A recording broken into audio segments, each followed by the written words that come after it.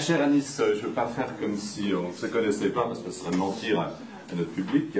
On se connaît depuis de longues dates. Je me souviens, vous aviez sauvé mon passeport qui avait été confisqué à Bahreïn par le ministre de l'Information, dont je n'ai jamais su si c'était un voyou déguisé en ministre ou un ministre déguisé en voyou.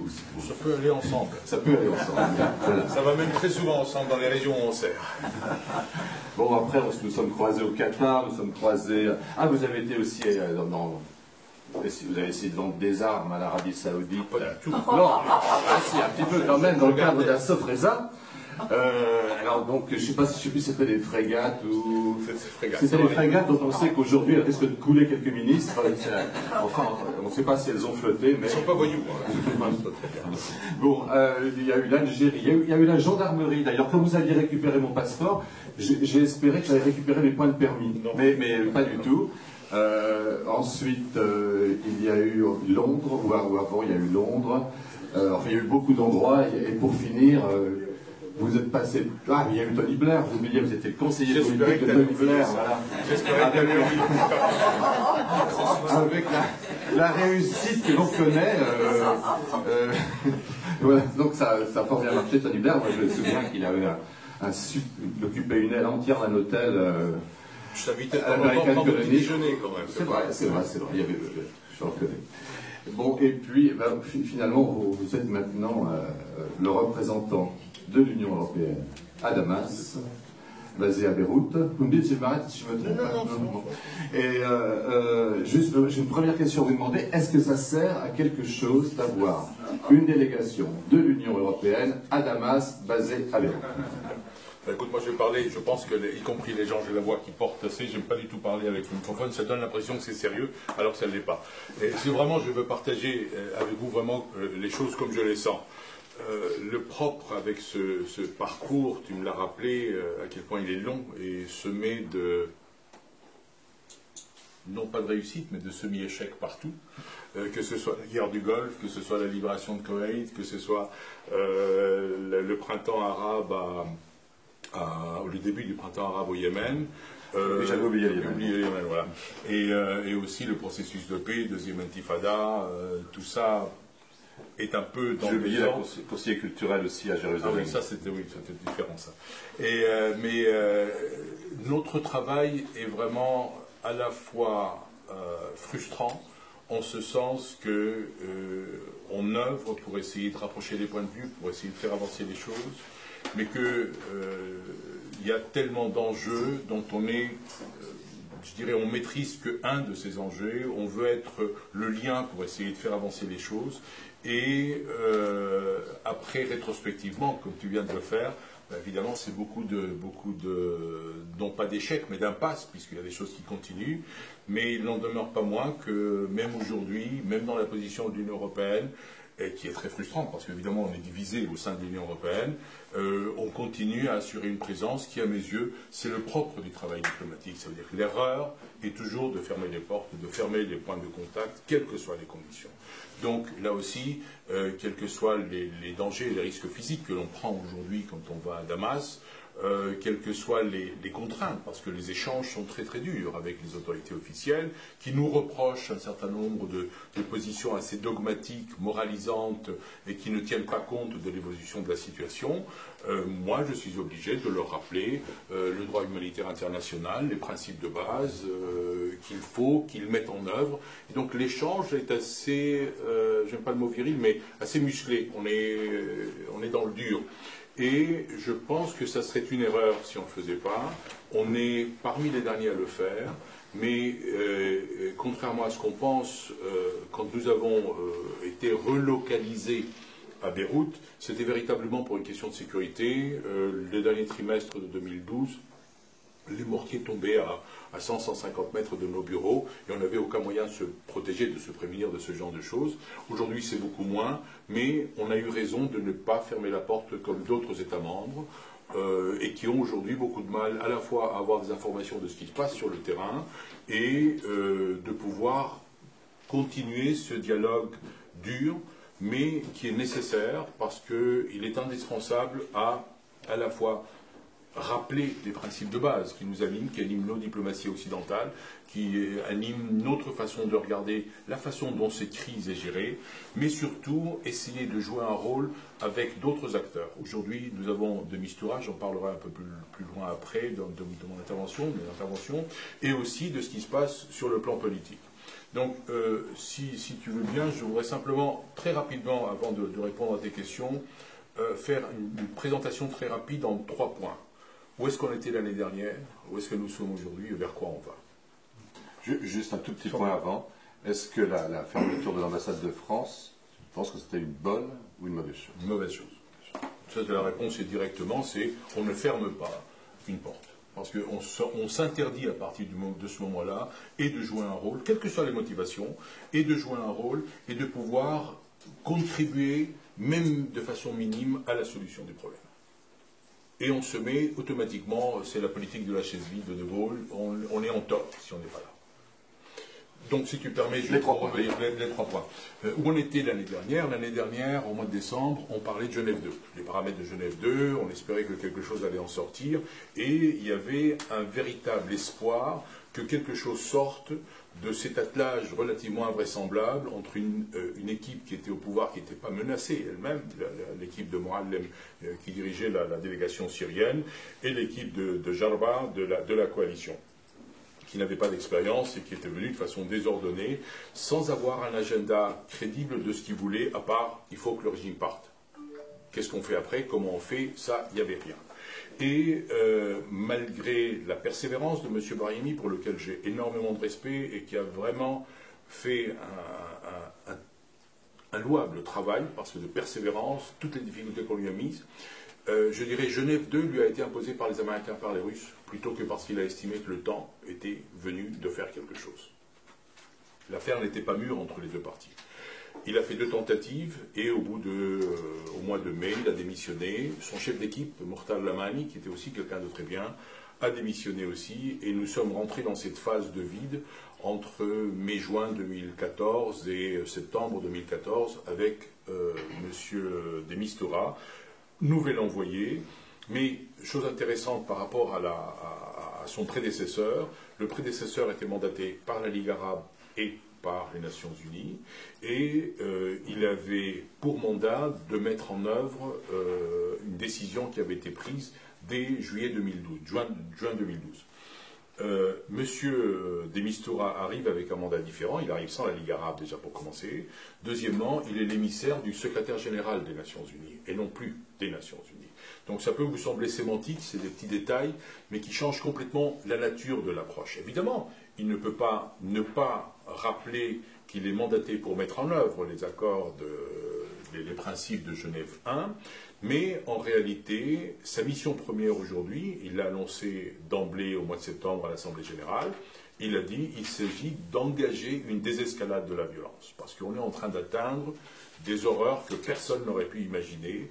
En l'espace de 3 ans, on va bientôt entamer la 4e année. C'est assez difficile à croire, mais on est en train de glisser vers quelque chose dont on ne sait pas comment on va l'arrêter. Donc sa première priorité a dit, plutôt que d'essayer de réfléchir à un changement de régime, à un gouvernement d'union nationale, un gouvernement avec les pleins pouvoirs, qui était la doxa dominante et ce qu'on répétait ad nauseam dans les cercles internationaux, il fallait être plus pragmatique et, selon son expression, c'est bottom-up. Commencer par la base, essayer de réduire la violence et, petit à petit, à partir de ça, justement, investir dans ce mécanisme vertueux qui est l'ambition de tout diplomate. Essayer de voir quels sont les points de rencontre à partir desquels on peut passer à autre chose, passer de l'arrêt de la violence à une mécanique plus politique et qui ouvre vers autre chose, qui ouvre vers une réconciliation, vers une nouvelle façon de vivre ensemble. Rien à voir avec ce qu'on a vécu auparavant, mais au moins cesser cette dégradation. Donc ça c'est là où était de Mistura, il y est encore.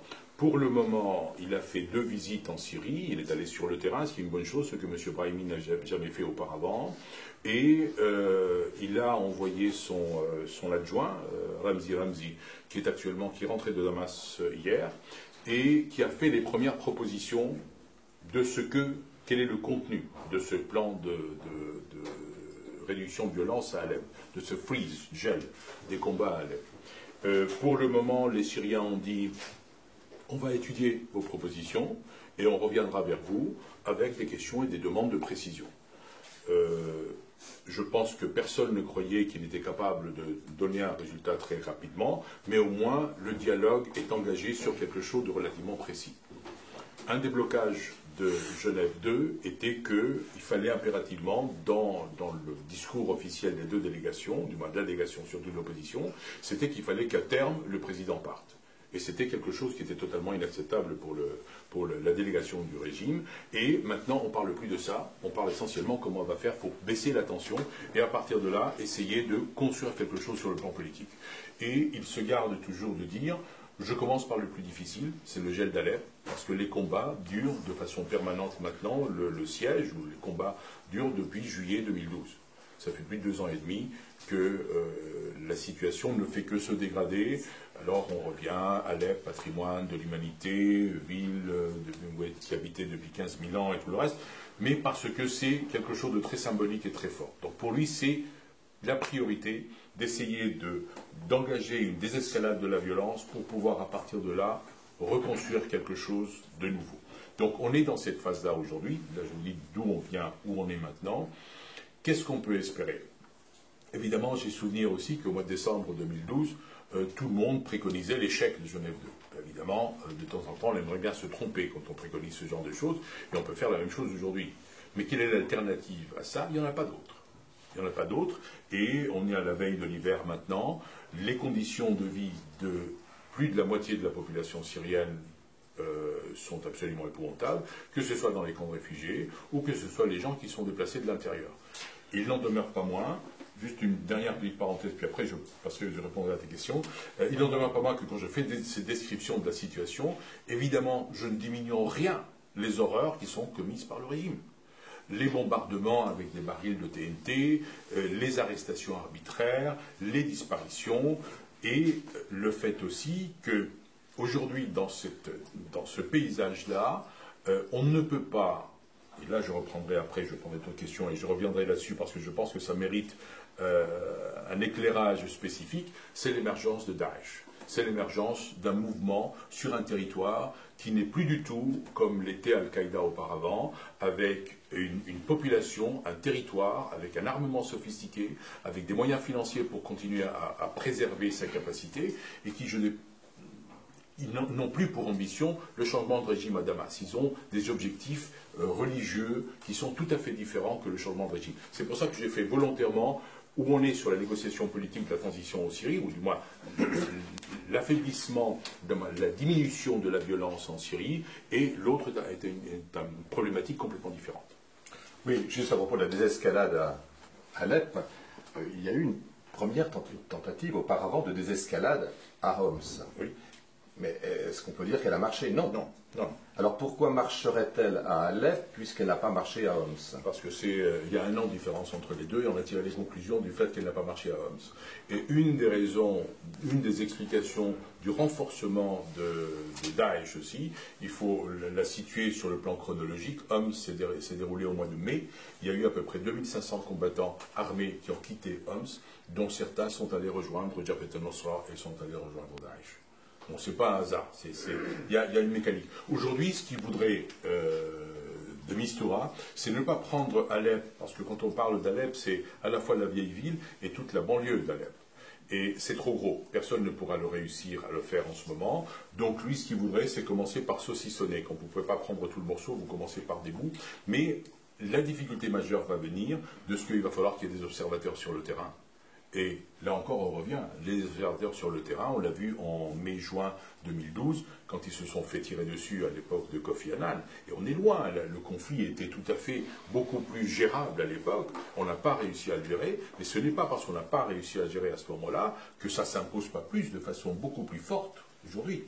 Il faut absolument faire quelque chose, on ne peut pas rester comme ça, surtout avec l'apparition de ce mouvement qui, à mes yeux, on a beau dire que c'est un crypto-État, c'est pas un État, c'est un phénomène avec lequel il va falloir vivre et qui a qu'il a des ambitions que les autres groupes armés n'avaient pas, que ce soit l'armée de libération syrienne ou que ce soit les autres groupes, y compris pro-islamiques, qui étaient contre le régime. Sauf que maintenant à Alep, la partie se joue pas à 2, mais à 3. Donc on peut imaginer que l'État syrien, le régime syrien, accepte, avec certaines conditions, cette désescalade, que l'opposition, disons, entre guillemets,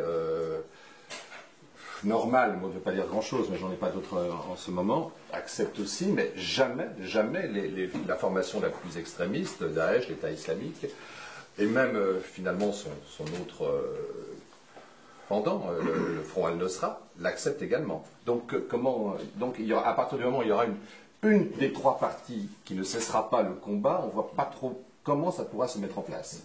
Donc, pour le moment, je n'ai pas le détail, parce qu'il est en cours de préparation, il est en cours de discussion. Il sera négocié parce que les Syriens, après le passage de l'adjoint de Mistura à Damas, ils ont décidé de créer une commission mixte freeze, ça s'appelle la commission qui va rentrer dans les détails de qu'est-ce qu'on va faire, où on va faire, comment on va faire. Et l'idée est, quand j'ai dit saucissonner, c'est de prendre des quartiers qu'on peut enclencher un mécanisme vertueux dans des zones limitées. Ça veut dire qu'il y a des zones où Daesh n'est pas présent, où Jabhat al-Nusra n'est pas prédominante. On va essayer de faire en sorte de ce que la population civile puisse bénéficier de cette accalmie, parce que ce n'est pas un cessez-le-feu, justement pour pouvoir mettre la pression sur les combattants en disant surtout ne reprovoquez pas de nouveau des bombardements du régime et qu'on rentre vraiment cesser un peu cette opération. Mais, je répète, ce sont des tout petits pas. Et de tout petits pas qui, à chaque moment, peuvent être bloqués et on peut revenir à des situations comme on l'a connu. Il ne faut pas oublier que les premières fois où les observateurs des Nations Unies sont allés à Homs, ils ont réussi à calmer la situation très marginalement et dans certains quartiers, mais après il y a eu des mortiers, il y a eu le décès du photographe français, et à partir de là, l'affaire est complètement décomposée. On est dans le même danger, mais il n'y a pas d'alternative. C'est, comme disent les Anglais, it's only game time. Il n'y a pas autre chose à faire, on n'a personne d'autre qui peut faire quelque chose. Ce que je crains, et là j'espère vraiment me tromper, que si des Mistura échouent, vraiment, il n'y aura pas tellement d'amateurs ni d'appétence de la part des Nations Unies pour reprendre quelque chose. Vraiment, le danger qu'il y a, à ce que petit à petit, c'est ce que avait dit M. Brahimi dans son dernier commentaire auprès du Conseil de sécurité, il a dit il ne faut pas mettre la crise syrienne un peu à l'arrière, il ne faut pas l'oublier. Parce que c'est le danger qui nous guette aujourd'hui, c'est qu'au bout de 3 ans ou 4 ans, on a vu toutes les horaires possibles, on est à 200 000, 220 000 morts, on a des destructions qui étaient absolument inconcevables, et que ça devienne non pas un conflit oublié, mais un conflit gelé, l'ensemble du conflit soit gelé maintenant. Et que la priorité se porte aujourd'hui vers l'Ukraine, ou qu'elle se porte aujourd'hui vers Ebola ou d'autres choses. Oui.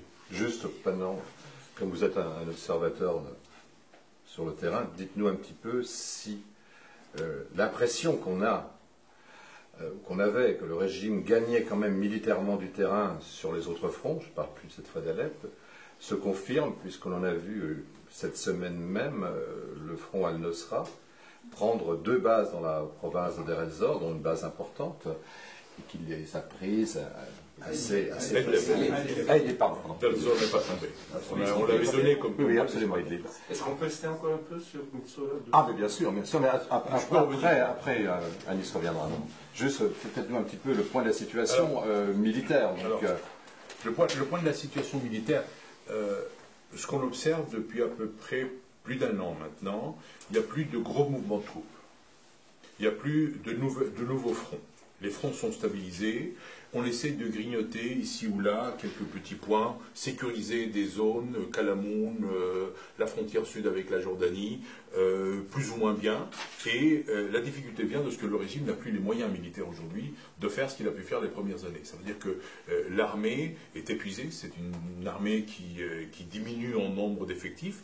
de par les morts, de par le fait que des gens préfèrent s'enfuir plutôt que de servir, de faire leur service militaire, de devenir des insoumis en partant en Turquie, en Jordanie ou ailleurs, soit en allant rejoindre les unités de combattants, mais qui sont dans l'opposition, mais simplement parce qu'ils sont payés par l'Arabie Saoudite, le Qatar ou la Turquie, ou formés par les États-Unis. Donc on est en train de créer une armée parallèle, mais il y a le reste de l'armée aujourd'hui est très anémié. Les vols d'avion sont beaucoup moins nombreux qu'ils étaient auparavant, à la fois pour des questions d'embargo sur le kérosène, pour les questions de manque de pièces de rechange, et aussi pour le manque de fiabilité, de la crainte de fiabilité de certaines opérations. Mais malgré on présente ça comme des avancées de Jabhat el-Nusra, c'est des avancées parce qu'ils ont grignoté des choses, mais rien ne me dit que dans 3 mois, on ne va pas le reprendre dans l'autre sens. On a des frontières qui bougent, mais pas dans l'ensemble. Ça veut dire qu'il y a ce que j'appellerais la Syrie utile pour le régime aujourd'hui, qui va des parties qui contrôlent d'Alep, tout en sachant qu'une bonne partie d'Alep n'est pas contrôlée. La route sur Hama Homs est plus ou moins sécurisée. On va vers Damas et Souaïda et Daraa. Et là aussi, ce sont des zones qui ne restent pas à 100% sous contrôle du régime. Ça veut dire qu'il y a des moments, c'est plutôt le Jabhat el-Nusra, d'autres moments, c'est plutôt le régime. Mais aucune des deux parties n'est à même de consolider complètement et de se dire maintenant c'est mes frontières et ces frontières ne seront pas attaquées. On va rester avec ce que, comment s'appelle, les Américains viennent de dire, Hagel, avant de démissionner, a promis 500 millions de dollars pour former l'armée libre et tout ça, mais ils viennent de nous dire que ça va être retardé maintenant au mois de mars et qu'au mieux on verra les résultats d'ici la fin de l'année. Donc c'est à long terme, c'est pour ça que je vous dis, je vois mal ces lignes-là bouger, et c'est à la fois par fatigue de l'armée, non plus les moyens de faire ce qu'ils ont pu faire au début, en pensant qu'ils allaient pouvoir avoir leur main, et du côté de l'armée libre, c'est pas mieux. Jabhat el-Nusra, c'est pas mieux. C'est des financements, ils tiennent à cause des financements qu'ils reçoivent, mais il y a d'énormes pressions de la part des Américains pour faire en sorte que ces financements s'arrêtent avec difficulté. Je n'ai pas cité les Turcs, mais les Turcs ont une complicité à laisser passer à la fois les armes et les combattants et aussi les financements. Pour les deux organisations islamiques. Pour les deux organisations. Y compris l'État islamique. Absolument, absolument. Mais maintenant, depuis l'intervention de la coalition, il y a des pressions de plus en plus fortes de la part des Américains, principalement sur ces pays-là, pour essayer de, non pas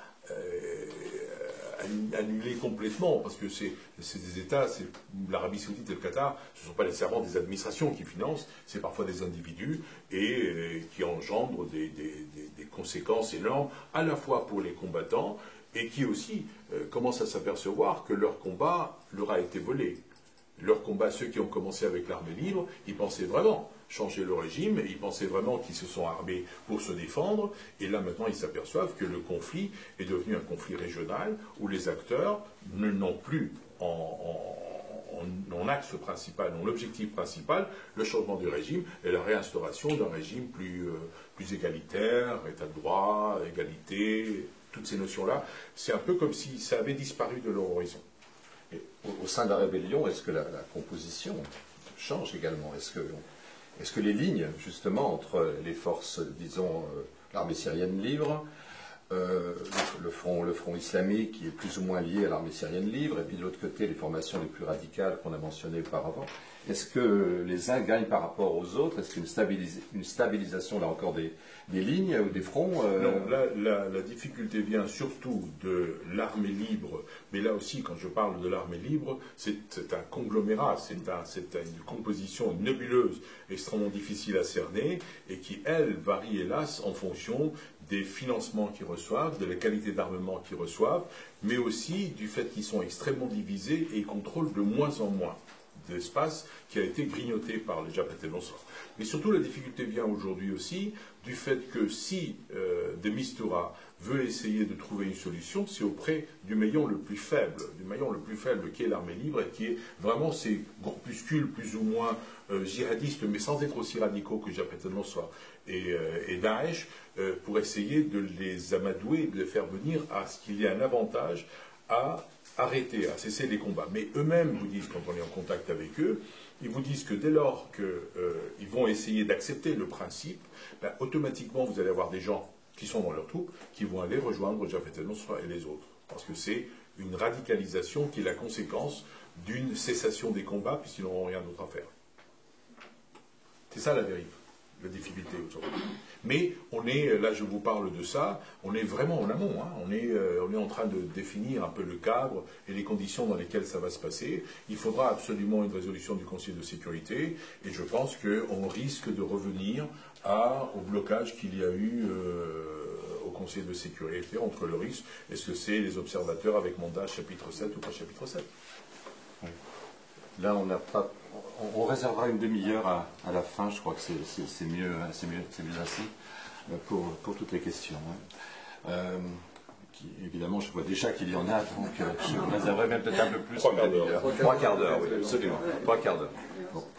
Juste, on n'a pas parlé des autres acteurs qui jouent sur la scène syrienne, on n'a pas parlé de l'Iran, on n'a pas parlé du Hezbollah, on n'a pas parlé un petit peu de l'Arabie Saoudite et de la Turquie, mais alors, est-ce que Téhéran, qui quand même, via le Hezbollah, joue un rôle important sur le plan militaire, pousse le régime dans un sens ou dans un autre?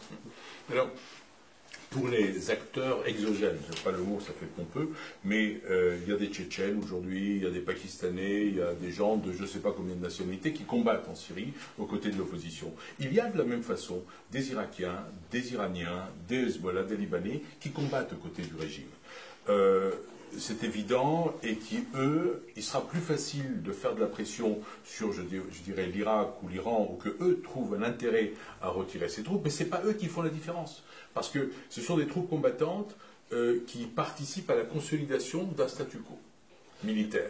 Ce ne sont pas elles qui font la différence, mais quand même la bataille de Kalamoun, c'est quand même le Hezbollah qui l'a remporté. Kosaïr aussi. Oui. Mais on revient à ça, ça veut dire que c'est ce que je disais dans les frontières qui sont figées. Ça veut dire que c'est des petits points qui sont en train de changer, mais ça ne change rien à l'équilibre général.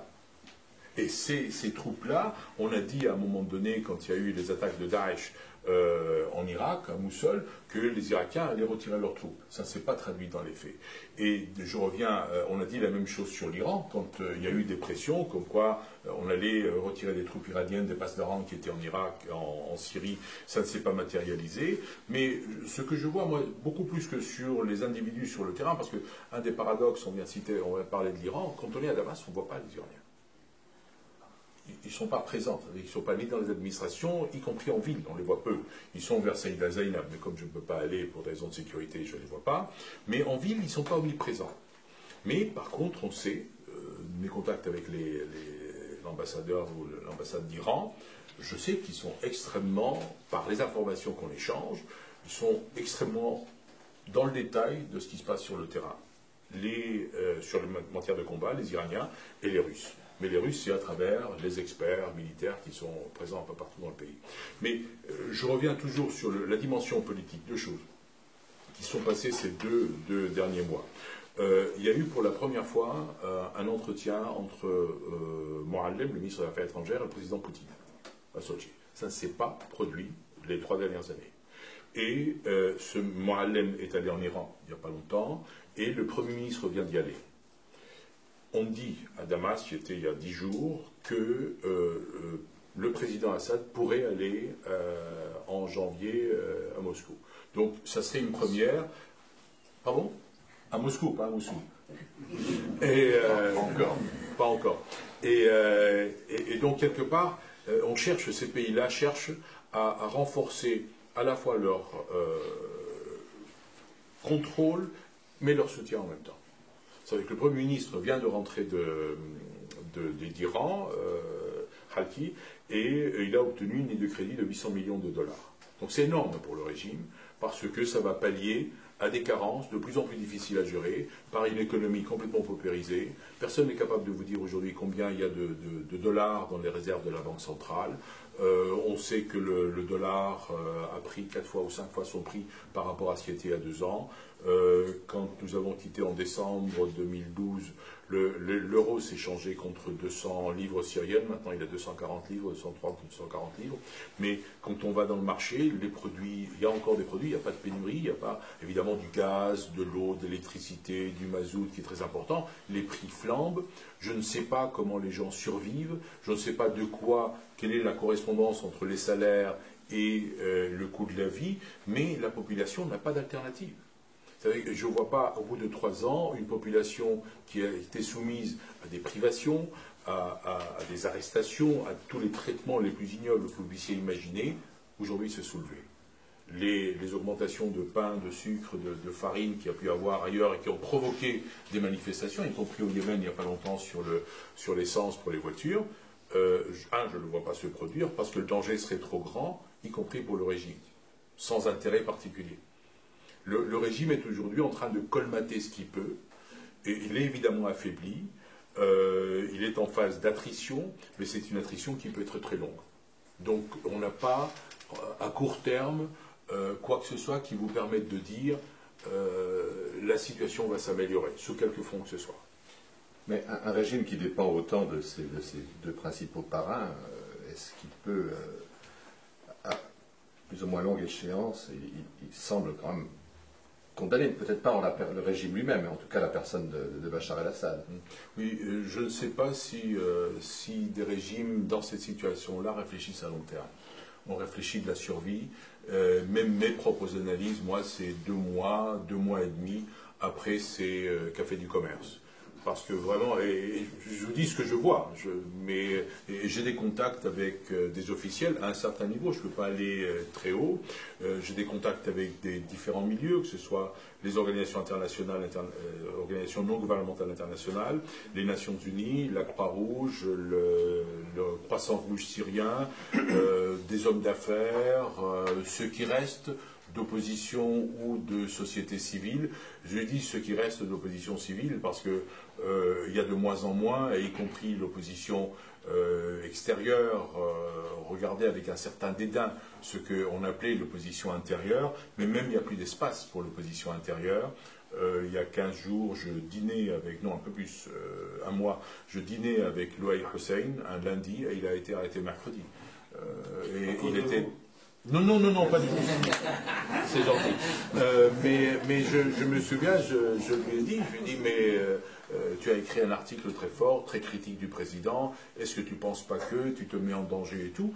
Et il m'a dit, le soir même, il m'a dit, je pars après-demain à Beyrouth, je vais voir ma famille, c'est normal, j'ai déjà été en prison, donc on va me mettre en prison de nouveau, et alors? Vraiment? Et c'est pour ça que je vous dis, on a de plus en plus de difficultés à trouver des interlocuteurs aussi capables de mobiliser l'opinion publique. Quand je dis les conditions qui sont très difficiles, il n'y a plus personne qui est capable de parler, et puis ça devient très dangereux. Ça veut dire simplement, il a écrit un article, et il a dit simplement qu'une partie de la responsabilité de l'État dans lequel était la Syrie aujourd'hui, ça incombait au président. Il a attaqué de front, mais il ne pouvait pas ne pas savoir ce qu'il faisait. Mais il a pris le risque, et le risque, aujourd'hui, il n'y a plus personne. Donc, quand on voit les Russes essayer de ripolliner une opposition en la rendant présentable, moi je pense que c'est de la cosmétique, c'est pour donner aussi dans un équilibre ou un rapport qui n'a rien à voir avec la Syrie. Si on l'a vu dans le discours de Poutine hier sur la Crimée et l'Ukraine, il a dit écoutez, tirez les conclusions, l'Ukraine est russe. Donc mettez-vous ça dans la tête. Et s'il nous dit ça sur l'Ukraine, c'est peut-être le même message sur la Syrie, mais il est en train de nous dire, c'est le même message sur la Syrie, mais par contre, je suis prêt à aider l'opposition à essayer de trouver des éléments de dialogue pour pouvoir passer à autre chose. Oui, vous avez dit que nous voyons une communauté alaouite fatiguée, démoralisée, qui d'une part a le dos au mur, d'autre part, perd beaucoup de ses fils, de ses enfants. Je crois que une guerre de famille alaouite qui n'est pas maintenant un enfant ou 2 enfants qui ont été tués lors des combats. Est-ce qu'une solution pourrait venir de ce côté-là? Est-ce que, en particulier avec la montée de certains généraux au sein de cette armée qui ont remporté, disons, quelques succès tactiques sur le terrain et qui pourraient éventuellement constituer une force non pas de changement, mais peut-être pousser légèrement Bachar dans un sens ou dans un autre. Ouais. C'est une question naïve, je le sais, mais je pense qu'on la poser quand même. À dessein, je n'ai pas voulu dire que Louaï Hussein était alaouite. Mais on l'avait deviné. Et que Abdelaziz El-Khayyar, quelqu'un d'autre d'alaouite qui a disparu depuis maintenant plus de 2 ans, mais disparu corps-et-âme, on ne sait pas où il est. Au moins, Louaï Hussein, on sait qu'il a été arrêté à la frontière et que les médias l'ont rapporté. Donc on sait que c'est le régime qui l'a. D'autres ont disparu, on ne sait pas où ils sont. La Jamas, elle a disparu depuis plus d'1 an. Je reviens à cette idée qu'au sein d'une communauté puisse avoir une critique à la façon dont la crise a été gérée. J'ai rencontré quelques personnes de la montagne alaouites qui étaient à Damas, mais qui sont à Damas depuis un certain temps, et qui, eux, me disent, avec une réflexion très populaire, ils me disent on ne change pas de cheval au milieu du gué.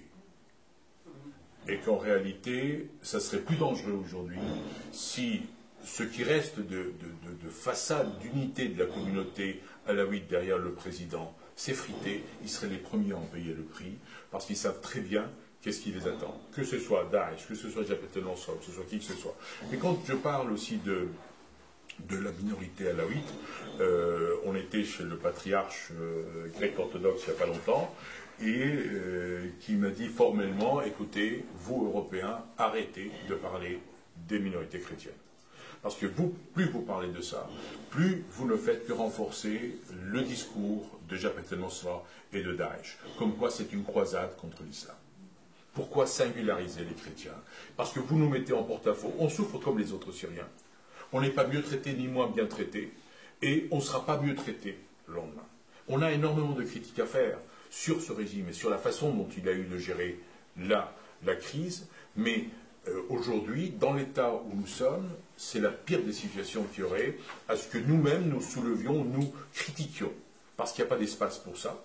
Et il nous le dit honnêtement, même des gens de sa communauté sont mis en prison. Et j'ai pu le voir, hélas pour moi, durant ces 3 années passées, c'est que nombre de jeunes qui vraiment croyaient, avaient la foi chevillée au corps sur une révolution pacifique, sur un avenir meilleur, sur l'état de droit et tout ça, ils ont été mis en prison, ils restent quelques semaines, quelques mois, puis après ils partent.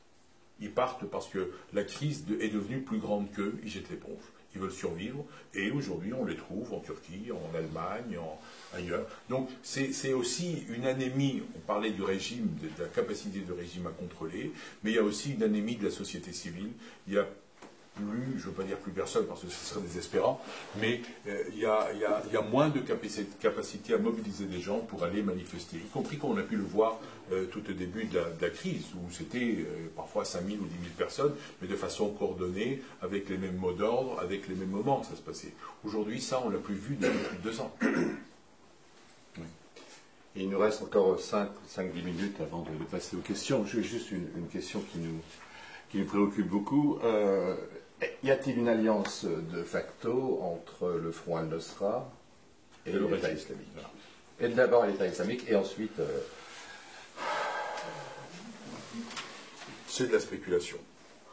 Il y a eu des déclarations quand même. Il y a eu des déclarations, mais il y a des déclarations tellement contradictoires. Good cop, bad cop, il y a toujours, on peut attribuer... Moi, je suis un pragmatique sur le terrain aujourd'hui. Qu'il y ait eu ou qu'il n'y ait pas, aujourd'hui, comment on fait pour essayer de rendre la situation plus vivable pour ces milliers de personnes qui n'ont plus d'avenir, qui ont tout perdu, et qui sont soit déplacés à l'intérieur et qui n'ont plus d'endroit où retourner, soit qui sont à l'étranger et qui chacun essaie de partir. Donc indépendamment de est-ce que c'est le régime qui a fait en libérant des djihadistes, ça c'était il y a 3 ans, ou est-ce qu'il y a eu des coalitions, est-ce qu'on a financé Jabhat al-Nusra et qu'on voulait essayer d'avoir un mouvement islamiste manipulé un peu par l'extrême des frères musulmans pour pouvoir aider, parce que c'est ce qu'on a cru à un moment donné quand Raqqa a été pris, ça a été pris par Jabhat al-Nusra, et l'armée libre n'avait d'autre choix que d'aller et participer, sinon c'était une victoire à laquelle il n'allait pas participer, il perdait du terrain. Donc là vraiment c'est de la spéculation, et je ne sais pas si c'est, en toute honnêteté... Raqqa n'a jamais été bombardé. Non, mais on revient, parce que ce n'était pas un objectif prioritaire. Parce que se poser cette question-là, c'est comme se mettre dans l'idée de chef d'état-major qui va décider contre qui je dois taper ou pas. J'ai un ennemi prioritaire et j'ai un ennemi secondaire. Jabhat al-Nusra n'a pas été au début la menace directe sur le régime. C'était au contraire. Aujourd'hui, et je répète tout ce que j'ai dit aujourd'hui, c'est Chatham House, je ne parle ni au nom du gouvernement français, ni au nom de l'Union européenne, je vous parle comme quelqu'un qui est sur le terrain et qui porte cette crise comme une croix depuis 3 ans, et donc d'où la difficulté que j'ai d'essayer de faire avancer les choses. Raqqa n'a pas été bombardé, mais Raqqa à ce moment-là, c'était la lutte entre Jabhat el-Nusra et l'armée libre, où l'armée libre était représentait une force. Mais entre-temps, entre Raqqa, mars 2013, et aujourd'hui, l'armée libre a beaucoup baissé. Donc c'était pas une menace. Raqqa, Jabhat el-Nusra, c'était pas une menace contre le régime. Et là, je reviens toujours à cette idée. Seule capitale provinciale quand même entre les mains de la rébellion quand même. Et d'ailleurs entre les mains de l'État islamique. Bien sûr. Mais parce que aujourd'hui, quand je dis le sanctuaire ou la Syrie utile pour le régime, c'est véritablement tant que le régime. Et c'est une des raisons aussi pour lesquelles il n'utilise pas ses forces. Il ne veut pas se dégarnir son front intérieur parce qu'il veut protéger le sanctuaire dans lequel il est. Et à Damas, aujourd'hui, je suis obligé de le dire, la situation est relativement calme. Mais je ne vous parle pas de ce qui se passe 10 km plus loin. Dites-nous juste la vie à Damas. Alors, les restaurants sont ouverts. Est-ce qu'on peut, les chrétiens peuvent aller à la messe le dimanche? Est-ce que... voilà, dans l'espace dans lequel je suis, puisque je suis allé à la vieille ville pour voir le patriarche, et je lui ai posé la question qui se posait il y a 2 ans, puisqu'il y a 2 ans, le clergé a donné instruction à ce qu'on ne décore pas la veille de Noël dans les quartiers qui auparavant étaient lumière, bondieuserie un peu partout. Et je lui ai dit, mais est-ce que c'est vous qui avez donné instruction? Il m'a dit non. Parce que maintenant, la plupart des familles chrétiennes de ces quartiers-là sont appauvries, ont des gens qui ont disparu ou ont perdu des personnes dans les combats, et elles-mêmes ne sont même plus à même de vouloir fêter dans la joie la naissance du Christ. Et c'est quelque chose, mais par contre, les restaurants sont pleins. C'est arrivé au mois d'octobre, au moment où j'arrivais, il y a eu un mortier qui est tombé derrière la garde présidentielle à Al-Malki. J'ai dit à mon chauffeur que j'avais envie d'aller voir ce qui se passait. Il a essayé de me dissuader, j'y suis allé quand même. Et quand je suis arrivé au restaurant, sur le Malki Mall, il était plein. Je dis, mais il y a à peine 1 heure qu'il y a un mortier qui est arrivé. On dit, oui, mais bon, c'est normal, il n'y a plus rien maintenant. Il ne risque pas d'y avoir un autre. C'est ce que les serveurs me disaient. Et je dis, mais où est-ce que c'est tombé? Il m'a dit, mais c'est tombé à 150 mètres de là. Donc je suis allé voir là où c'était tombé. C'était des dégâts minimes, matériels, sur un coin de trottoir. Mais il n'y avait même pas, il y avait des gens qui étaient en train de balayer les débris et tout ça, mais il n'y avait pas de sécurité particulière. On n'a pas soudainement accru la sécurité. Ce qui fait qu'il y a mes amis libanais, souvent quand je leur dis ça, me disent, mais c'était comme au Liban. Je dis oui, peut-être, mais au Liban, c'était limité à quelque chose c'était pas tout le pays qui était parti. C'est comme à Bagdad en ce moment, juste après l'attentat, les restaurants ouvrent immédiatement. Mais c'est une forme de résilience, et j'avoue que je croyais que les Palestiniens étaient très résilients, mais l'avantage des Palestiniens pendant la deuxième intifada, c'est qu'il y avait l'UNRWA qui était là, qui pouvait les financer, qui pouvait encore leur donner des revenus. En Syrie, je ne sais pas de quoi et comment ils vivent, d'expédients, de plus en plus mal probablement. Ils vivent sur les réserves qui ont considérablement baissé. Et de quoi sera fait demain, je ne sais pas. Et donc, on est tous là à espérer que des Mistura va essayer de faire quelque chose. Pas sur tout le pays, mais au moins essayer d'enclencher un mécanisme vertueux, qui restera fragile, qui restera difficile à mettre en œuvre, et qui restera difficile à la fois à inscrire dans la durée et à étendre, parce que c'est son ambition. C'est passer de quelques quartiers à toute la ville, à tout le... Là, ça représente à peu près 2,5 millions d'habitants quand même, hein, ce qui reste. C'est incroyable. Juste une dernière question avant de vous donner la parole. Question sur laquelle on n'a pas abordé encore, c'est la question des réfugiés, à peu près 5 millions à l'extérieur. Enfin, selon les statistiques. Selon les statistiques, oui. Alors on a l'impression quand même que le régime ne souhaite pas que ces réfugiés rentrent. Et qu'il fait tout son possible pour qu'ils ne rentrent pas, tout simplement pour une bonne raison, c'est qu'ils sont pour l'essentiel sunnites, pour l'essentiel pauvres, donc soit 2 catégories qui sont quand même largement hostiles au régime de Bachar el-Assad. C'est votre impression? Non. La remarque très cynique de la part du régime est de dire l'Occident a contribué à la création de cette crise. Les villes ou les villages dont étaient originaires ces populations ont été détruits par la guerre. Donc on ne pourra les ramener que si on reconstruit.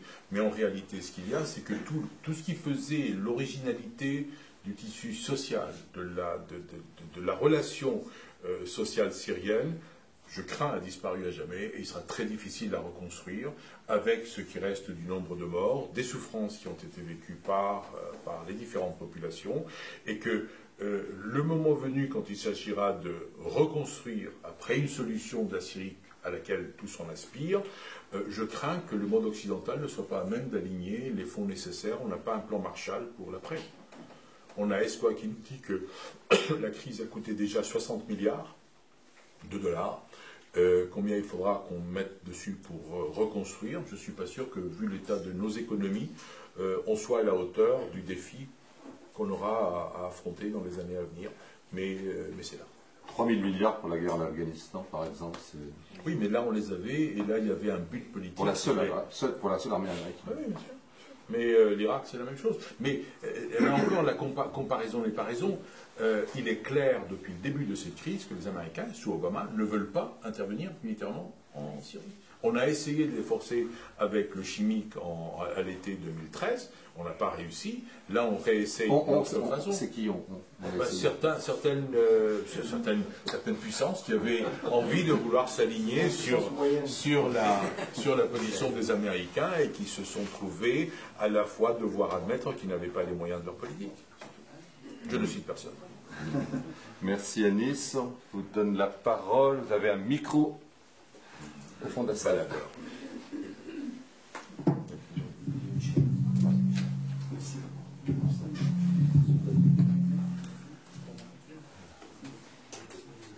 Deux petites choses à Nice. La première concerne l'initiative de M. de Mistura. On sait que le régime a posé deux conditions en fait pour qu'il y aille dans cette initiative. La première, c'est que l'opposition remette son armement lourd. Et la deuxième condition, que les fonctionnaires de l'État syrien, on ne sait pas d'ailleurs ce qu'on entend par fonctionnaire, est-ce que les services aussi font partie des fonctionnaires, retournent dans les quartiers tenus par l'opposition. Et donc, ça va être difficile à l'opposition d'accepter. Oui, oui. Oui. Non, les quartiers tenus par l'opposition, pas par le régime. Que les officiels du régime retournent dans ces quartiers, est-ce capacité? Ouais. Et la deuxième remarque concerne l'initiative russe. Apparemment, tu lui donnes pas assez d'importance, alors qu'il y a un vide politique et diplomatique, et les Russes essayent de faire quelque chose. Est-ce qu'il ne faut pas quand même essayer d'aider, de pousser pour qu'ils fassent quelque chose? Merci. Voilà. Je vais répondre à chacune des questions parce que j'ai peur que si je prends 3 ou 4, après ça donnera l'impression que je n'ai pas envie de répondre, et alors c'est pas le cas. On peut en prendre quand même 2. Allez, bon.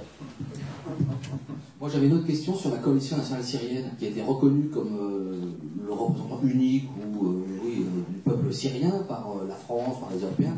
Justement, est-ce que c'est toujours un interlocuteur valable pour l'Union européenne? Comment vous traitez avec eux? Comment ça se passe? On ne les entend plus du tout. Alors je vais commencer par la dernière, puis ça sera plus simple. La coalition, c'est dans la doxa officielle.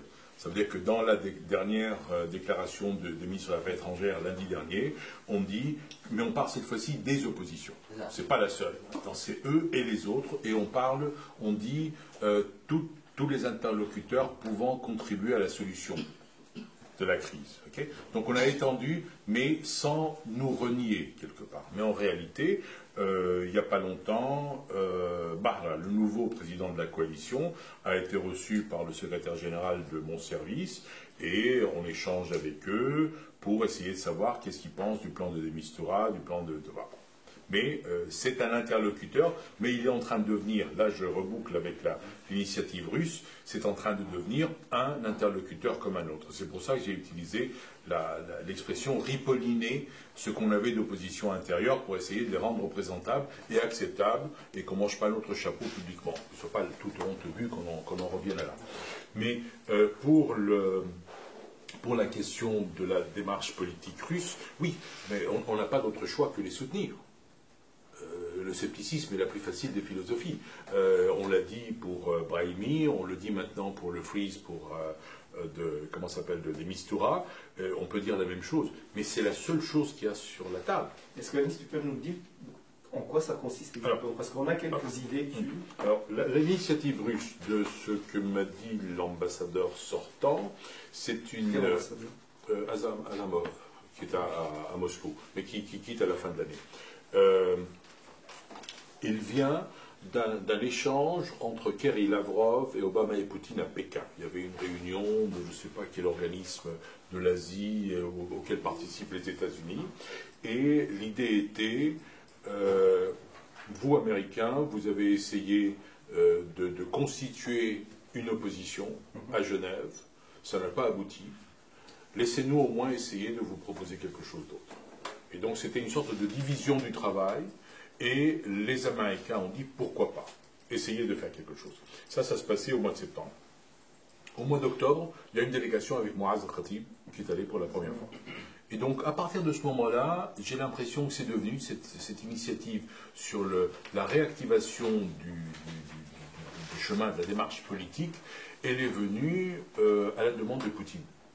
Toujours dans cette idée, je peux contribuer à la solution des problèmes qui risquent d'arriver à l'Occident, qui est très porté contre les difficultés économiques et financières que vit la Russie aujourd'hui, sont la conséquence de la démarche sur l'Ukraine et la Crimée. Donc, le fait que, pas seulement Muaz al-Khatib, parce qu'il n'est pas allé tout seul, il est allé avec une grande délégation. Ensuite, il y a eu Mouallem qui est parti, qui a été reçu par Poutine directement à Sochi. Ça peut sembler de la cosmétique, mais c'est pas de la cosmétique. C'est un ballet qui est extrêmement bien prévu, voilà.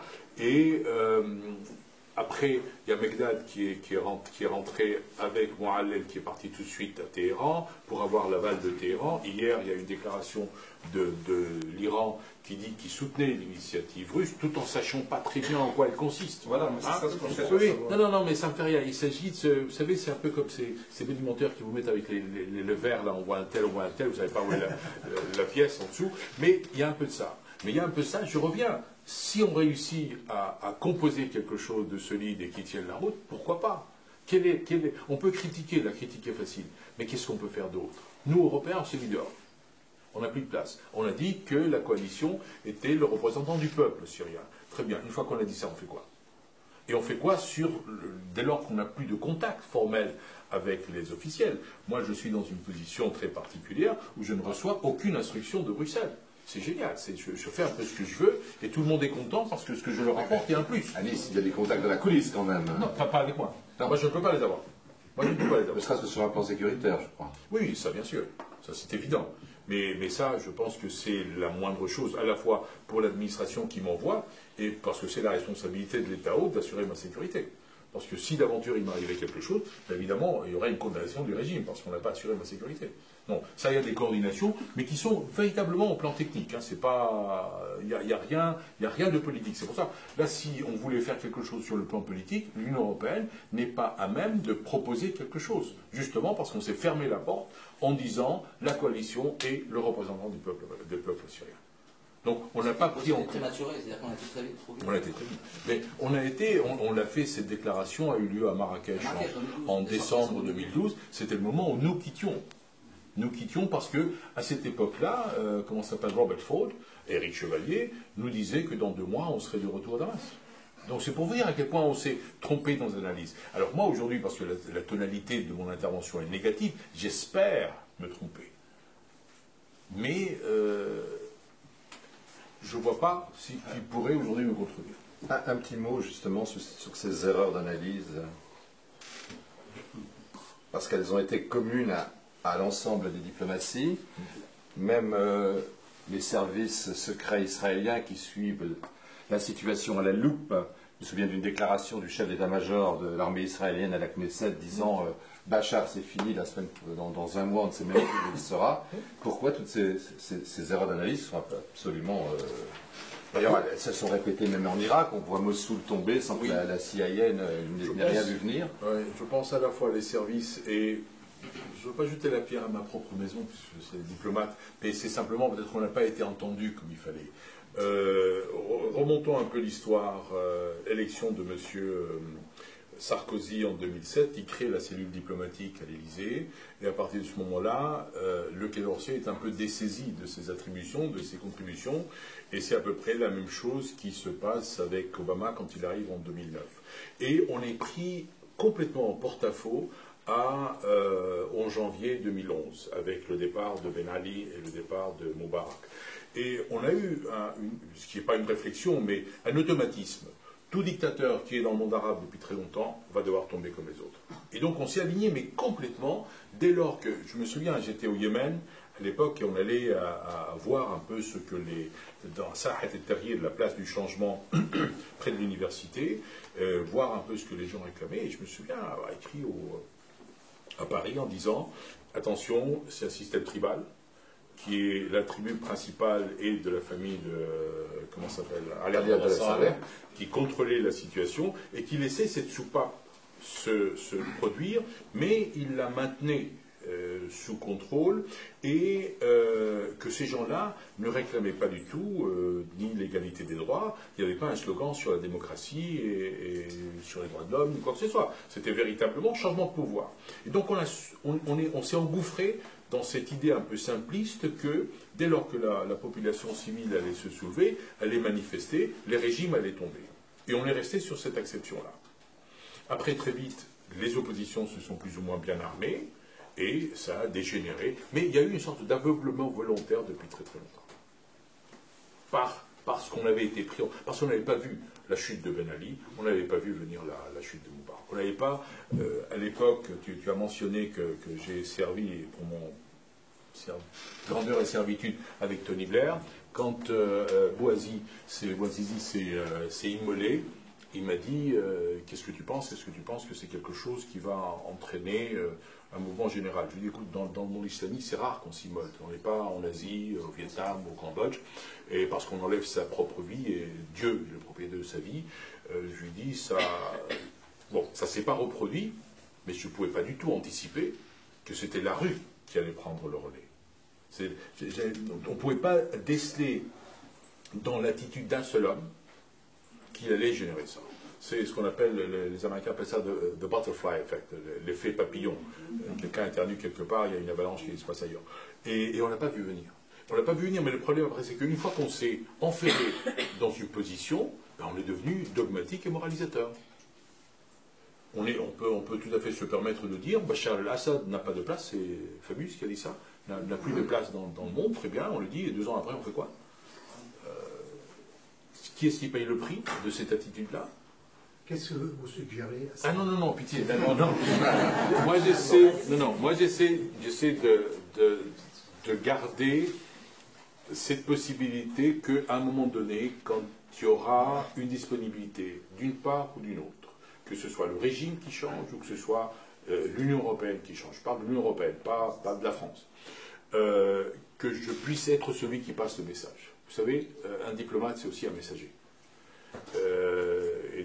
L'usage veut qu'on ne tue pas le messager, si on n'aime pas le message. Mais donc c'est ça, c'est maintenir ce lien, maintenir cette ligne de contact. Mais aujourd'hui, quoi faire? Même si mon analyse me pousse à croire qu'aussi bien le freeze que le processus politique sont non pas voués à l'échec, mais sont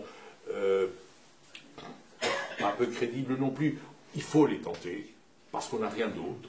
Il faut les soutenir, même si ça s'effondre. Vous savez, Talleyrand disait, on le soutient que ce qui tombe, mais on n'a pas d'autre choix. C'est cynique, mais c'est comme ça. Et avec les deux, de même que j'ai commencé par vous dire, en décembre 2012, on parlait de Genève 2, comme quoi il fallait faire quelque chose, tout le monde soutenait à l'époque Genève 2. Tout le monde soutenait les efforts de Brahimi. Avec différentes lectures.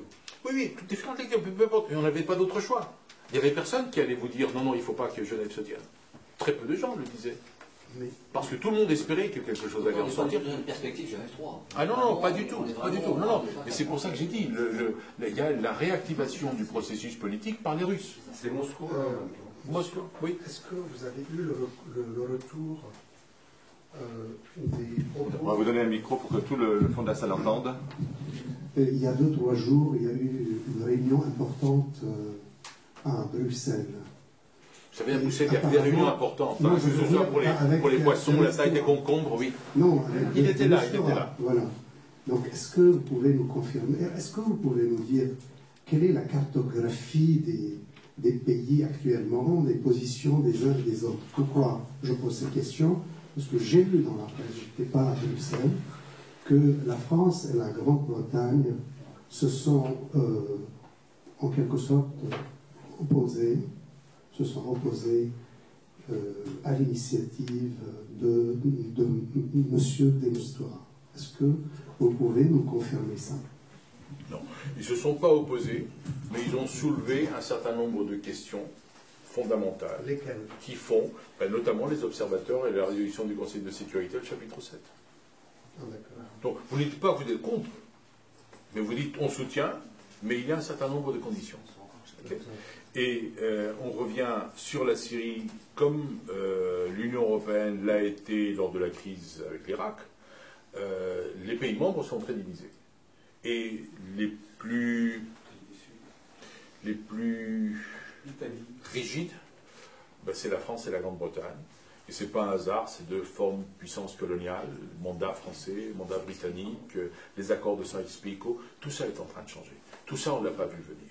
Et c'est pour ça que je vous dis, avec Daesh, toutes les frontières sur lesquelles on a vécu depuis un an, Sykes-Picot c'est 1916, donc dans un an, il y aura exactement 100 ans. On a vécu avec la fiction que c'était des frontières qui étaient intangibles, qui allaient tenir. Aujourd'hui, on a une nébuleuse qui est Daesh. Les frontières, plus personne ne les contrôle. Et on ne sait pas jusqu'où ça va aller. C'est pour ça que je vous dis c'est la première fois où on a un mouvement djihadiste, islamiste, militant, qui contrôle un territoire avec des revenus, avec des armes, avec une population assez importante. Donc, comment on va gérer ce nouveau phénomène? Et ce n'est certainement pas en gérant ça par télécommande, par des avions, ou même en armant des tribus sunnites, comme quoi ils seraient nos supplétifs pour aller défendre nos valeurs. Vous pouvez nous donner un chiffre? Combien il y a d'Européens qui sont tenus dans les prisons du régime? Européens, très peu. Européens, très peu. Je le sais parce qu'on a deux ambassadeurs qui s'occupent de ces questions-là. C'est l'ambassadeur de Roumanie et l'ambassadeur tchèque. L'ambassadeur de Roumanie s'occupe des Américains de Tchéquie, pardon, s'occupe des Américains, des Canadiens et des Anglais. Et le Roumain s'occupe des Français, des Bulgares, qui d'autre? Des Hongrois, mais ce n'est pas pour autant qu'il y a des prisonniers. Mais je vous dis, le nombre, ce n'est pas un sujet. Les questions consulaires ne sont pas du ressort de l'Union européenne. Ça reste des États nationaux. Donc on a très peu d'informations. Non, mais on a très peu d'informations, mais je vous dis, c'est minime. Il y a eu un médecin d'origine pakistanaise anglais qui a été tué à peu près un an. Et ça, je le sais parce que l'ambassadrice de Tchéquie m'a décrit dans le détail comment ça s'était passé.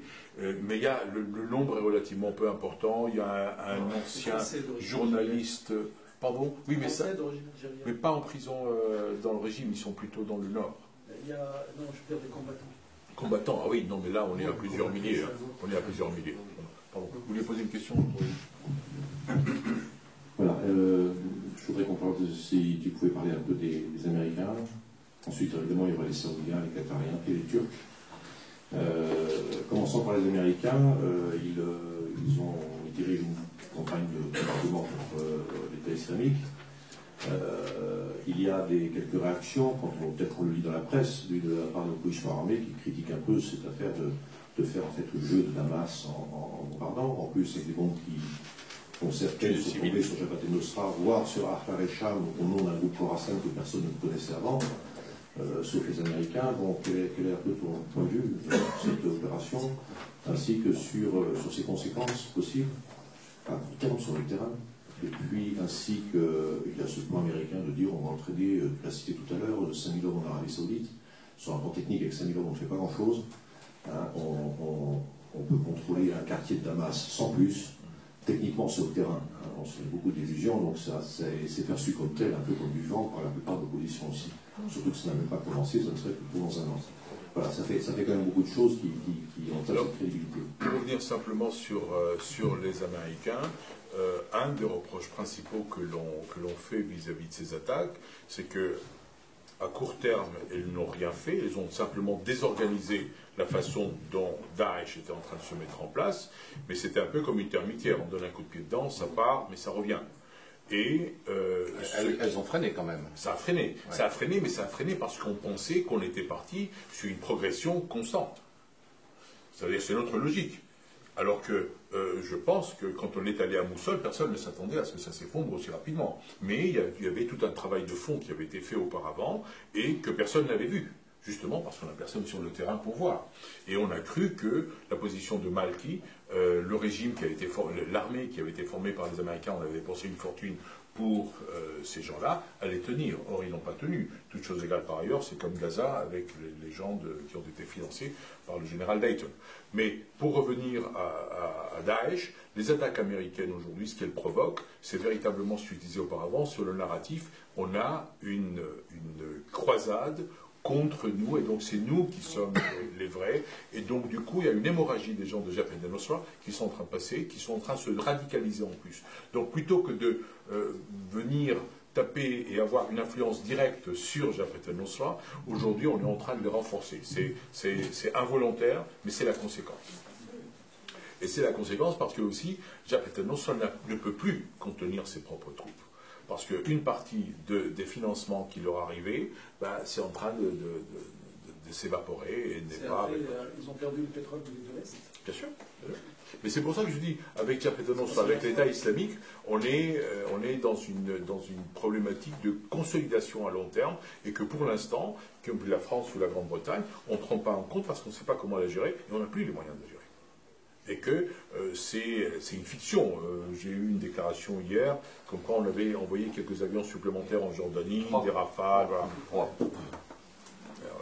Je préfère ne pas rentrer dans la comptabilisation du nombre de sorties qu'on a faites, les objectifs qu'on a tirés, et puis on la commence... Voilà, d'accord. Donc, et puis après on dit les frappes ambiguës de mesure.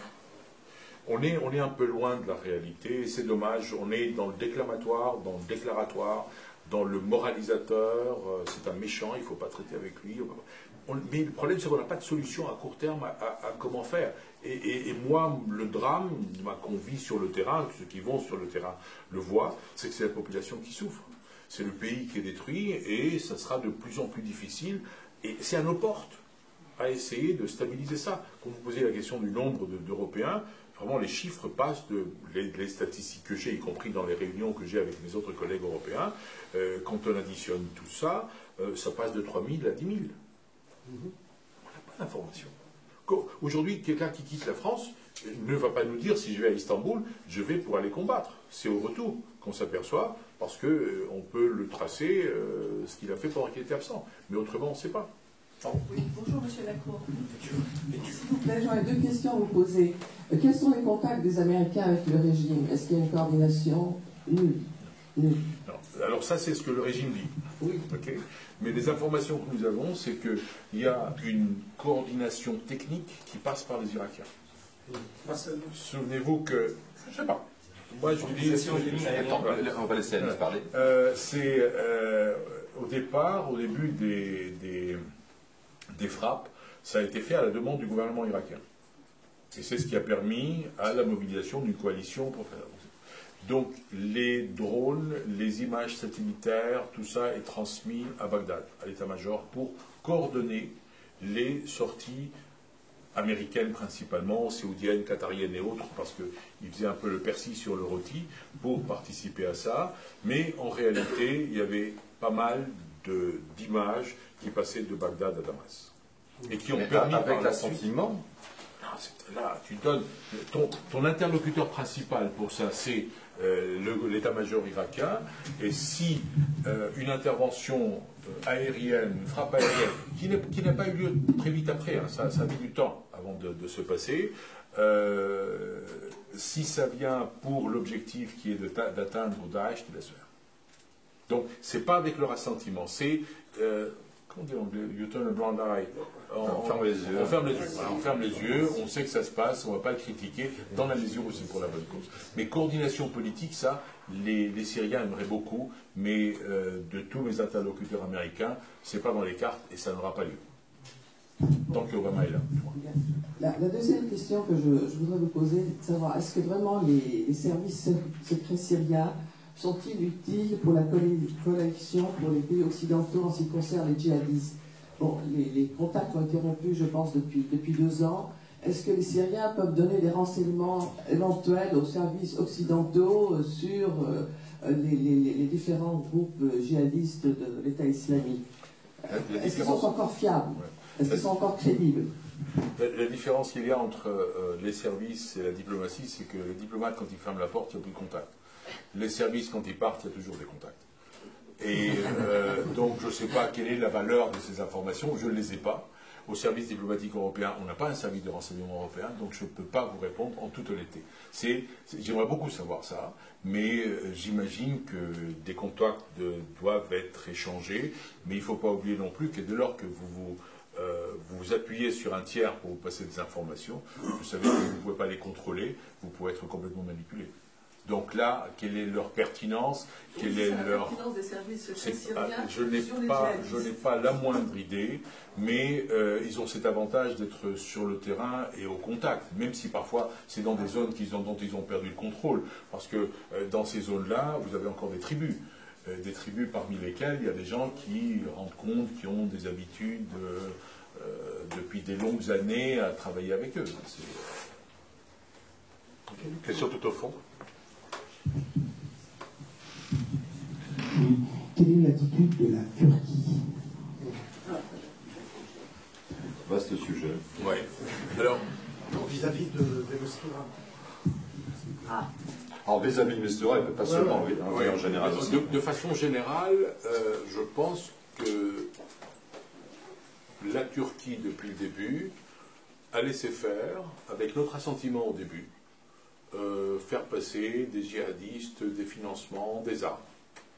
Y compris, souvenez-vous, après la chute de Kadhafi, l'assassinat de Kadhafi et tout ça, il y avait des armes qui venaient, qui étaient marquées. Et les Syriens les montraient. C'était qui venaient de Libye. Donc ça venait de Libye, ça transitait par la Turquie. Donc on a laissé faire parce qu'à l'époque, on pensait que leurs combattants, ces unités-là, allaient venir aider l'armée de libération. C'est la première chose. Deuxième chose, point de vue financement, toute la première époque où il y avait le Conseil national syrien, l'influence des frères musulmans était très forte. Et le fait qu'il y ait leur siège, qu'il soit à Istanbul, tout ça, a joué un rôle. Ils ne pouvaient pas ne pas savoir ce que les uns et les autres faisaient, et ils ont laissé faire. Aujourd'hui, il y a un double phénomène avec la Turquie. Vous avez le problème kurde à Kobane. Ils ont laissé faire parce qu'ils ont peur de leurs propres Kurdes chez eux, et que ça puisse se retourner contre eux, et qu'on le veuille ou pas, Erdogan, depuis son élection en tant que président de la République, il se radicalise, il se dictatorise d'une certaine façon. Et pour ça aussi, il a besoin de financement d'autres pays du Golfe, et il joue un rôle qui, en la matière, c'est la raison pour laquelle le vice-président Biden est allé à Ankara, pour rappeler à la Turquie qu'ils étaient membres de l'OTAN, et qu'il fallait qu'il y ait un minimum de cohérence dans leur position vis-à-vis de l'opposition syrienne et vis-à-vis de Daesh. Donc c'est une affaire vraiment, la Turquie, je n'ai pas voulu éviter la question, mais ça mériterait un expert turc.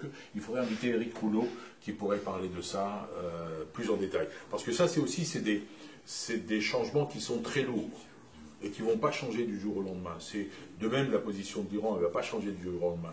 La position de la Russie, elle ne va pas changer du jour. Il y a des cohérences. Et c'est des changements dont on verra les effets à long terme et qui peuvent avoir un effet, y compris sur la Turquie.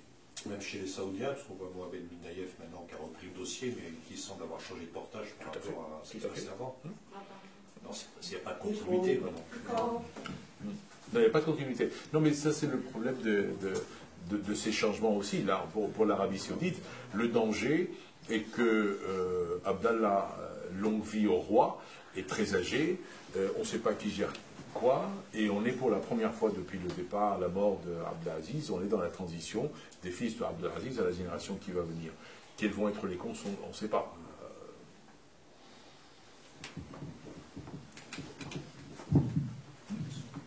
Bonjour, j'ai 4 questions à vous poser. 4 Bien. Attendez, je vais voir juste s'il y a d'autres questions par ailleurs. Que ce soit la dernière, ça serait bien s'il y a 4.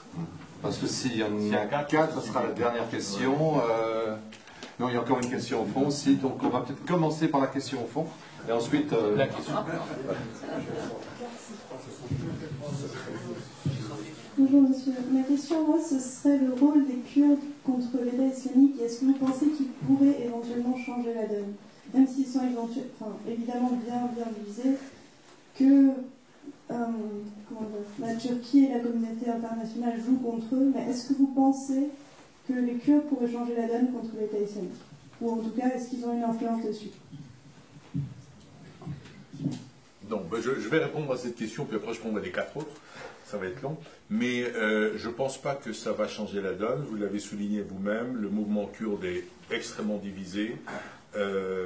Et en réalité, il n'est pas à même si on l'arme, même si on les fournit ce qu'il demande, ce qui est loin d'être le cas, il réussira à changer la donne. Il y a une sorte de rouleau compresseur, et au mieux, les Kurdes vont être une pierre qui sera pas écrasée, mais qui ne va pas changer l'orientation générale.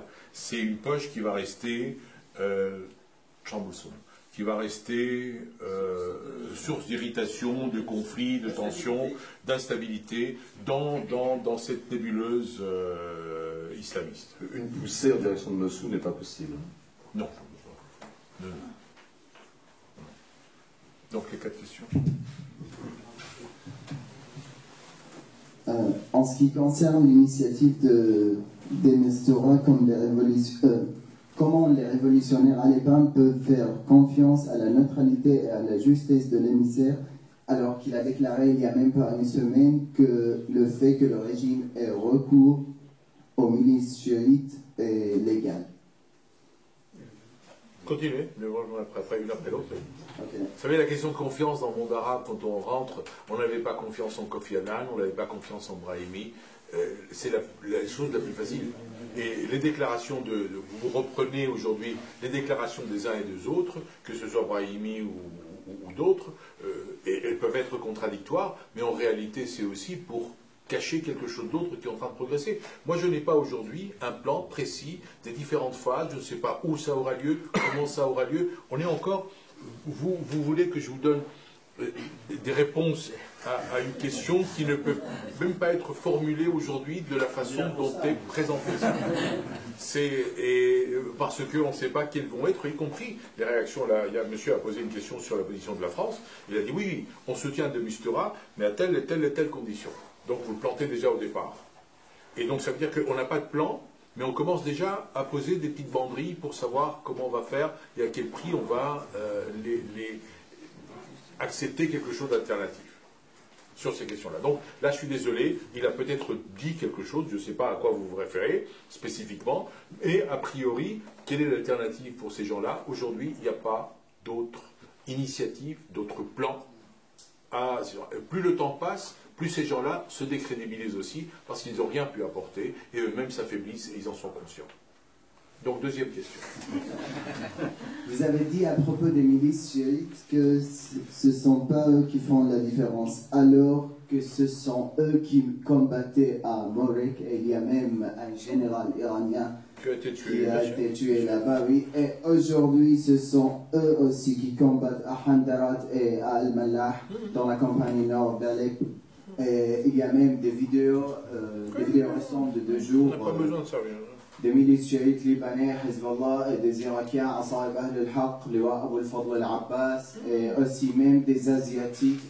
Leurs cadavres, vous pouvez voir. Oui, non, mais je suis au courant, je vais le voir, oui. Et donc, comment ils ne font pas la différence? Mais ils ne font pas la différence pour la simple raison que ce que je vous ai dit, le front, y compris sur le plan militaire, est figé. Il ferait la différence si une des parties qu'ils soutenaient pouvait montrer une progression. Alors la seule différence qu'ils font, c'est que la régression ne se fait pas. Ils protègent un peu. À Kalamoun, à Koussaïr, on l'a vu.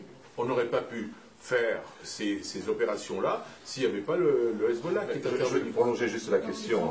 Je prolonger juste la question. Est-ce que sans eux, le régime ne serait pas tombé? Voilà, ça c'est une bonne question. Mais ça c'est une question a posteriori. Ça veut dire que je ne sais pas. Ça veut dire qu'ils font la différence parce qu'ils permettent le maintien d'une consolidation des frontières. Ils font la différence. Mais tout combattant qui participe, il fait la différence. Tout combattant, quel qu'il soit. Hein? Et ce que je vous dis est vrai aussi bien pour le Hezbollah que pour les Tchétchènes, que pour les autres. Toute personne, quel que soit le côté où elle intervient, elle fait une différence, sinon elle ne serait pas là. Et sinon, le régime ou l'opposition ne les aurait pas utilisés.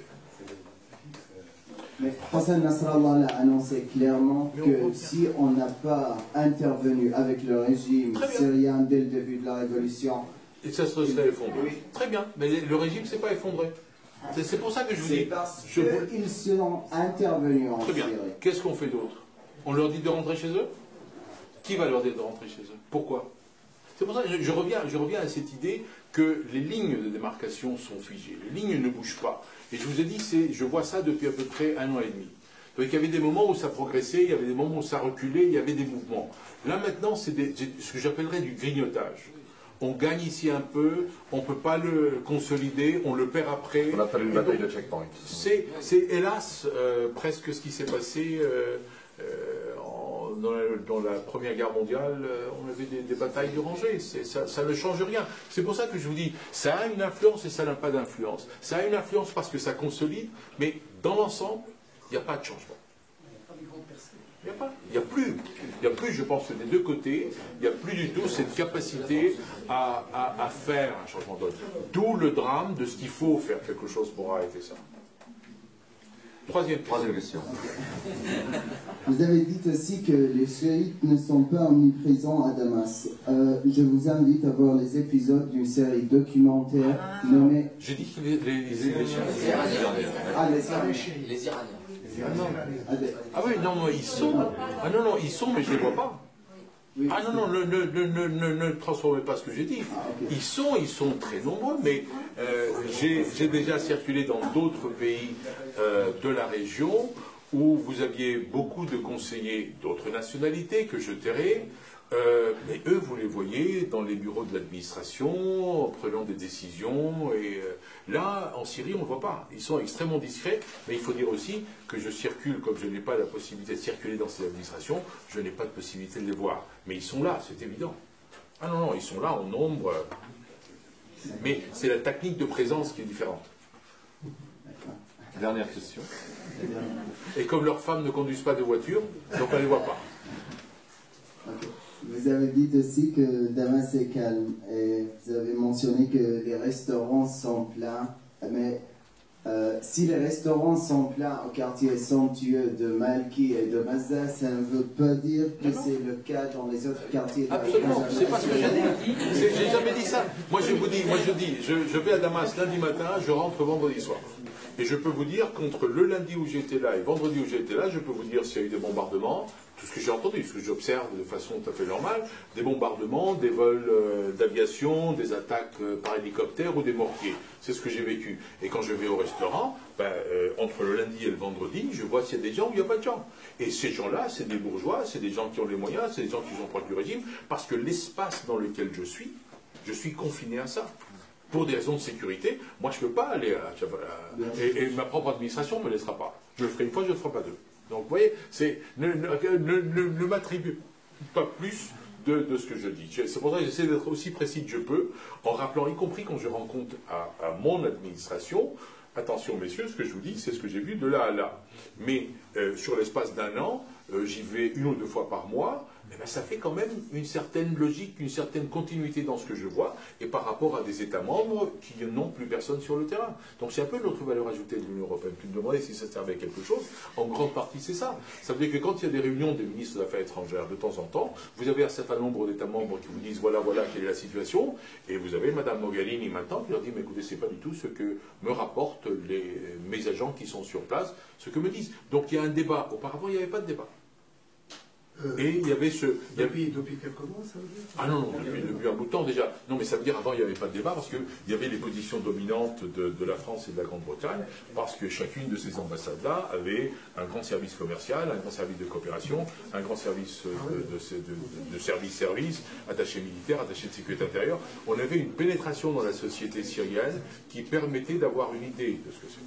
Est-ce que vous avez senti un nouveau souffle? Ça, c'est la 5e question. Non, c'est pas la même.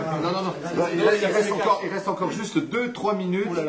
Est-ce qu'on peut prendre... Tu peux encore répondre à 2 questions? Deux questions. Allez. Il y a des gens qui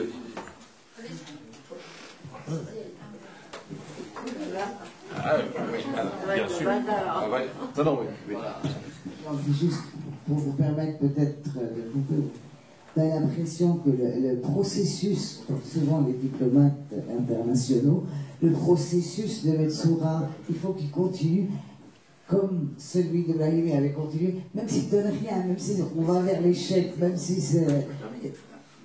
Est-ce qu'il n'y a pas une absurdité quelconque à poursuivre ou non, il n'a pas confiance, bien sûr, il n'y a pas il n'y a rien de spectaculaire à attendre, rien ne peut en sortir.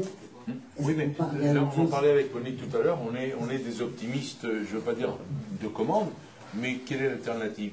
Convainquez-moi qu'il y a quelque chose d'autre à faire. Je serai le premier à le faire. Oui, non, mais si ça sert à rien, pourquoi le faire? Non, on ne peut pas savoir. On ne peut savoir que si ça sert à rien que si on essaye. Et je reviens sur ce qu'on avait dit tout à l'heure, sur le fait qu'on a reconnu la coalition comme le représentant du peuple palestinien. Pardon, du peuple syrien. Quel lapsus. Là, ça nous remonte à 40 ans, vous vous rendez compte? 40 ans. 2013, il y avait 10 ans que Oslo a été signé. Et le processus continue. Ça n'a pas de sens.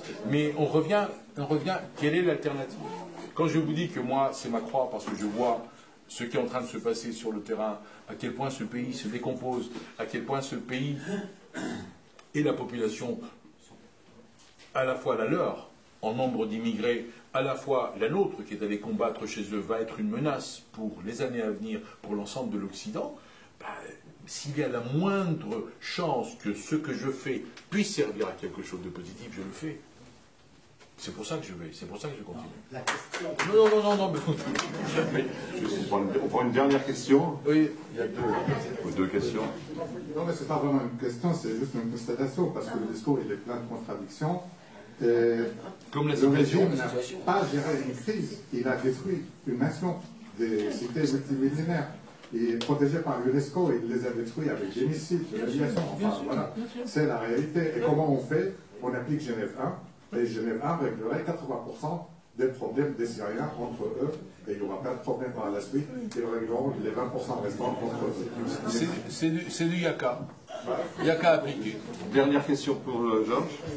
Oui, non, je voulais simplement revenir sur ce que Alain disait, parce que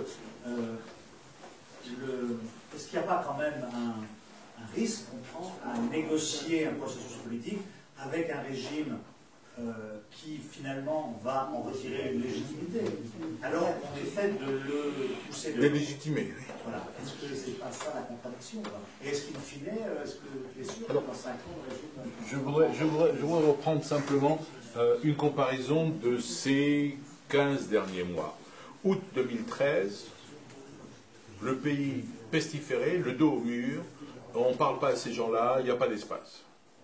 Janvier 2014, assis à la table de la conférence internationale, pour mettre en œuvre Genève 1. Okay. Il y a des contradictions, c'est évident, mais on ne peut pas tirer les conclusions d'une négociation avant de l'entamer. Évidemment, toute l'affaire est pourrie de l'intérieur, mais il faut s'y atteler, on n'a pas d'alternative. On n'a pas d'alternative. Je suis tout à fait d'accord avec toi que, là on revient, il y a qu'à... Si les Américains avaient décidé de bombarder début septembre 2013, ben évidemment la donne aurait changé complètement. Et là, monsieur, sur les combattants du Hezbollah, là ça aurait changé quelque chose. Et là ça aurait changé les marques. Aujourd'hui, y compris avec Daesh, ce qu'on fait, c'est de la cosmétique. On le fait pour dire qu'on fait quelque chose. Mais on ne résout pas le problème. Et ce que je vous ai dit aussi, quand tu as comparé avec l'Afghanistan, on sait que les Américains ne renverront pas de troupes tant que Obama est là. Il n'a pas été élu pour résoudre ces problèmes. Il a été élu pour ramener les boys aux États-Unis et améliorer la situation économique de son pays. Quand on est dans ces régions-là, on pense que le monde tourne autour de nos problèmes. Or, quand je vous disais au début de mon intervention, demain ça va être Ebola, après-demain ça va être l'Ukraine, et je ne sais pas ce qui risque de se passer après. Donc on est vraiment dans quelque chose que je vois, que je perçois comme dangereuse pour les Syriens et pour ceux qui traitent les questions de Syrie, c'est que petit à petit, je ne veux pas dire que c'est un conflit oublié, mais c'est un conflit qui est un peu... Je l'ai mis sur l'étagère parce que c'est trop difficile à gérer. On est fatigué de gérer ça. Moi, je me souviens, j'étais sur place quand il y a eu les premiers massacres, Et là, c'était au mois de mai 2012, on allait faire des commissions d'enquête, on allait envoyer des observateurs et tout ça, mais il ne s'est rien passé. Et là, maintenant, y compris de même niveau de ces massacres-là, personne ne fait la chose. C'est ça ce qu'il y a de dramatique. Bien, écoutez, merci beaucoup.